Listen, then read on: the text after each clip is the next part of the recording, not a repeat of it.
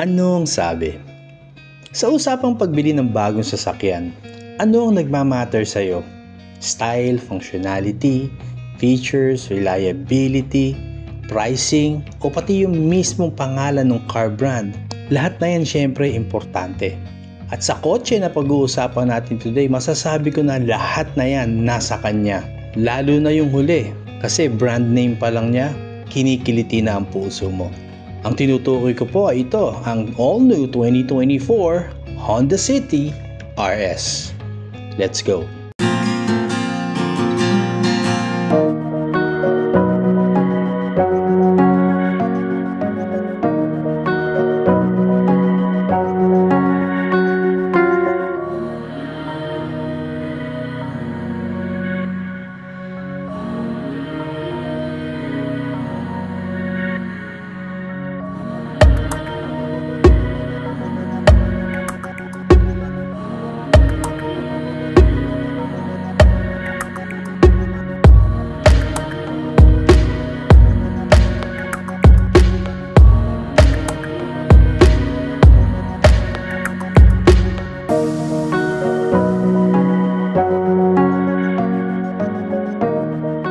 Kung di pa po kayo nagsasubscribe sa channel ko, please do consider subscribing and hit that like button. Maraming salamat po. Totoo naman po yan, lalo na pag merong RS ang variant ng isang kotse from Honda. Kasi pag sinabi mong RS, kahit hindi ka ganun kaalam sa isang kotse, alam mo agad na this is a special car. Alam mo agad that this is a car that is made to be better from the rest of its variants. Yung DNA, yung pinaka-foundation, framework ng kotse, is same. Pero, pag may badging na RS, alam mo na hindi siya ordinary. Kaya special siya. Mula sa design at mga bagay, features na makikita mo sa kanya. Sa pag-ikot ko sa Honda City RS at pinagmamasdan at inoobserbahan ko sarili ko kung ano bang emosyon ang mararamdaman ko. Well, right there at that moment, ewan ko, nai-imagine ko na nilalabas ko na yung sasakyan na to dito sa dealership na to at iuuwi ko na siya sa bahay. Ganun po ang epekto sa akin ng kotse na to. Andun kaagad yung mentality na sigurado ako na happy ako kung ito ang magiging kotse ko for the next 10 years or so. Ganun ko siya kagusto. Sa design pa lang sa harap, sakto lang para sa akin yung pagkaastig niya, pagkaangas niya. I like the layout of the hood, yung design ng front grille. Kita naman na sporty. Andun pa rin yung characteristic na it's a fun car pero serious pa rin at the same time. Sa baba, andun yung fog lamps niya, headlights niya, ayan ang ganda po at all LED po yung mga ilaw na yan. Gusto ko din po i-take into account na yung nasa ibabaw ng front grille, yung trim po na yan. Para sa akin, siya po yung nagbibigay ng resemblance sa kanyang big brother na si Civic RS. Sa side profile naman, kita agad yung specially designed 16-inch alloy wheels. May side skirts po siya kaya malapad po ang dating niya. May character lines na diretso dyan sa may pinto hanggang dito sa likod na natatapos po dito sa may taillights na medyo malaki din po ang portion na nandyan na po sa bandang gilid niya.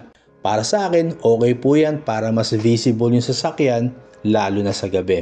Pagpunta naman dito sa likod, talagang napatitig ako talaga sa kanya kasi kung ano ang dating at ganda sa harap, ganun din po dito sa likod. Ang astig din po. The rear end of the car, hindi siya papaiwan. Ang sarap po niyang titigan. Ang ganda po ng hugis ng mga ilaw niya. Ito pong tail lamp. May spoiler. Ayan po yung RS badging na nilagay. May shark's fin antenna sa taas. Sa bandang baba, sa rear bumper, andun po yung carbon fiber accent at nakakadagdag din sa kanyang pagiging astig na RS look. Overall, isa talagang patunay ito na Honda never fails pag sa usapang design. It is always a standout from the rest. Sa engine department naman, mas lalo nag-i-stand out ang Honda dito kasi you can always be assured na you will get a pleasurable drive sa mga kotse nila. Hindi siya yung tipong drive lang everyday from point A to point B.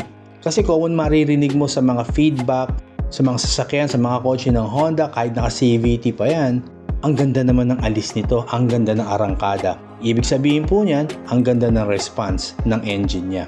Speaking of engine, ayun na nga po, it's a 1.5 liter 4-cylinder iVTEC engine. Puproduce po yan ng 89 PSI at 145 Newton meters of torque. Runs on the CVT at ito po ay Euro 5 compliant. As always, like yung sinasabi, is that they don't do 3 cylinders. Lagi pong 4 cylinder ang mga makina nila. Maganda po yan kasi mas improve ang performance, maganda po ang NVH levels, at dahil IV tech, you got the power when you need it, pero tipid naman pag chillax driving lang ang trip mo. Sa interior niya, pagpasok ko sa loob, ditong bagong Honda City, spacious siya. At yan po, kita naman tatlo ang headrest niya. May armrest with cup holders. I like the accents sa mga door panels. Yung kombinasyon din po ng hard and soft materials, andyan po all over the car. Pero itong seats po niya na RS version ay leather po yan. Komportable po siyang upuan. At sa likod naman, malaki din po ang trunk space nito with more than 500 liters of available space. Well, sa pag-upo ko po dito sa driver's seat at nakita ko yung nakapaligid sa akin, isa lang talaga masasabi ko, I just feel at home on this car. Ewan ko, iba talaga siguro ang pakiramdam pag alam mo ang dinadrive mo ay isang Honda. Alam niyo yun, there will be that feeling that I am a proud owner of a Honda. Sa design ng dashboard, it is all very stylish. I like the dark red garnish. Diyan sa gitna, yung AC vents po niya, ang ganda ng design. Kahit maliit na bagay po yan, masasabi mo pa rin na nakakadagdag yan para hindi boring yung nakikita mo sa kabuuan ng dashboard niya. Controls po niya sa AC, ayan po, mga bilog na mga knobs po yan. Para sa akin po, mas prefer ko yan kasi mas madali siyang i-adjust, madaling maabot. At dito po sa bagong City, this time, ang 8-inch infotainment system niya ay meron na pong wireless, Android Auto, and Apple CarPlay. At alam naman natin na this is a feature na nagiging priority na talaga sa mga bagong bibili ng mga sasakyan. Kaya yung mga car companies, nilalagay na po nila yan.